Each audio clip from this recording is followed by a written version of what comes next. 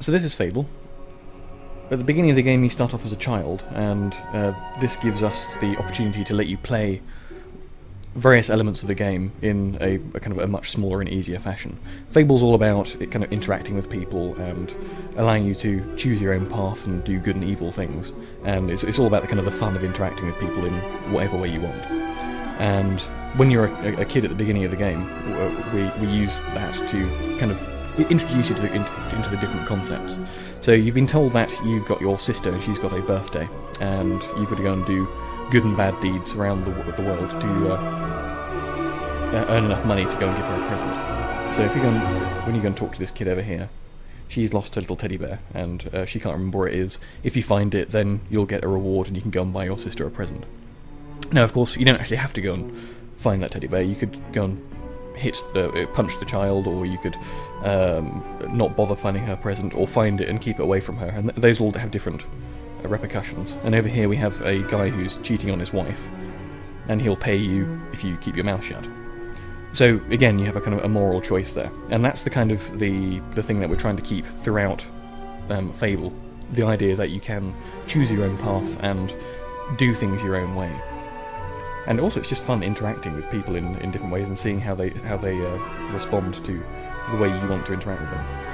Up here as well, we have a child who's being bullied by a teenager, and what you can do here is you can either help out the bully and start beating the child up yourself, or you can go and fend off the bully and save the child. And either way, again, you get rewarded, and it's entirely up to you how you play that bit of the game. So, as I say, what we're doing here is we're teaching you the basic concepts of the Fable and the freedom that gives you.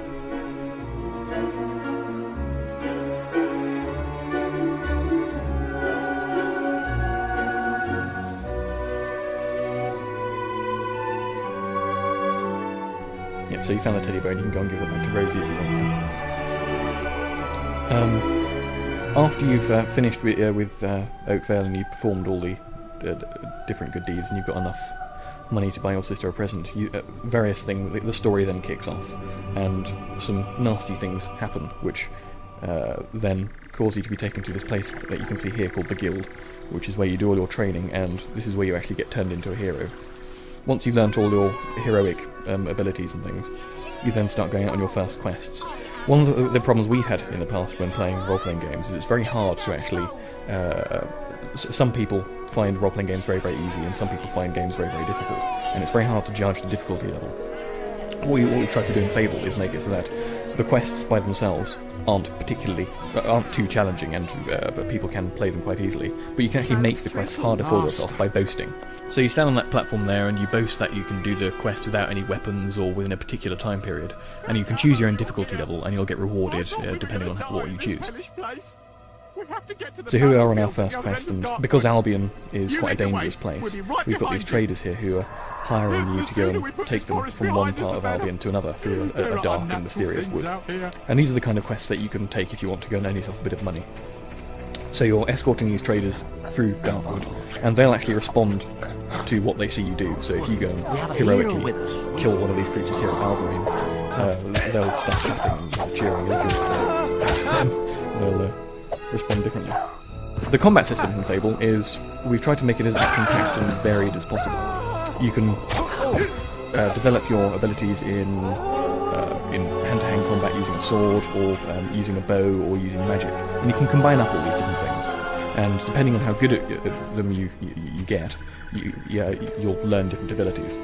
Any green blobs that you see the hero picking up are experience orbs, and you can use these later to extend your abilities. So here we're using the bow to go and clear out a field of exploding mushrooms from a distance, so that you can go and lead the traders through and they won't die. And as you get better and better with the bow, you'll develop more and more abilities with it. So here we are using some magic, and again, as you can see, the player is managing to switch between using magic, using the bow, and using melee weapons very, very quickly. So you can develop your own combat style, depending on your particular preferences. And also, depending on what experience you spend on different things, you'll get different magical abilities. There are, I think, there are 18 different magical abilities. This is some of the flourishes that you develop in hand-to-hand combat, and you spend experience on those. So each player will hopefully develop a completely different set of abilities depending on how he plays the game and what preferences he has. Also, we've got group combat here, so you just use a force push stealth to go and knock everybody out, and the combat system with the melee combat works very well with multiple combatants as well, so you can switch combatants and show off in that way. And here we are leading the traders hopefully through to the end of the mission. So you can spend your experience in whatever way you like. For example, with the bow you can learn cool abilities like shooting off people's heads. But it's entirely up to you if you want to spend it on magic or on your melee combat to learn more flourishes, or on your bow abilities. That's right, not long to go now. Some of the creatures in Albion are a little bit more challenging than bandits and little Balverines. You've got the Earth Troll here, and different creatures have different weaknesses and different abilities. And you have to work out how best to defeat them using the combination of abilities that you've developed. So the Earth Trolls are much easier to take out from a bit of a distance. Some creatures are much better if you use melee combat with them. And once you've finished with a particular quest, you can then go back to a town and see how people then perceive you. One of the key features of Fable, as we mentioned in the Oak Vale section, was how you interact with people and how people respond to you. A lot of the work that we've put into Fable has been in this simulation of the world. The world is going on while you're on quests and while you're doing various things. So people have their own family lives, they go to pubs to go and get drunk, they go to sleep, they've got children, and you can get involved and immerse yourself in all these different things and see how you want to get involved. I see they're letting the children out of the guild. We have another hero here called Briar Rose, who at this point in the game is much more experienced here than you are. These simpletons, and she's kind of mocking you here. Honestly, and she's telling you that start showing your depending on how much renown you've you're got, top of the people guild leaderboard will and can't get a moment's respect you more or less in the game. And as you get quests, for example, as you complete a quest, you'll get a trophy which you can then go and show to people and prove how cool you are. So if you kind of carry around a big wasp head around town, people will think that you're a pretty damn good hero because you've been saving them from nasty creatures.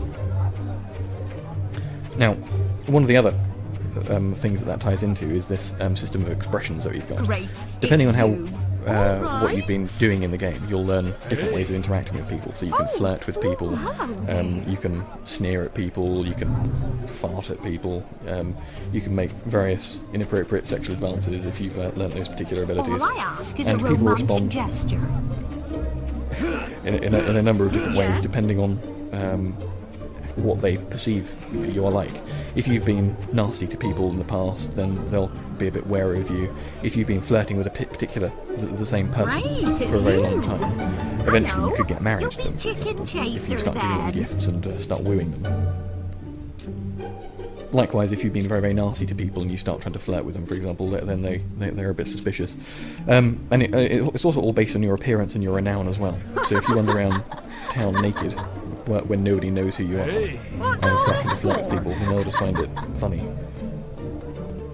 If you start being nasty to people while you're running around town while you're naked, then they'll just find it a bit creepy, really.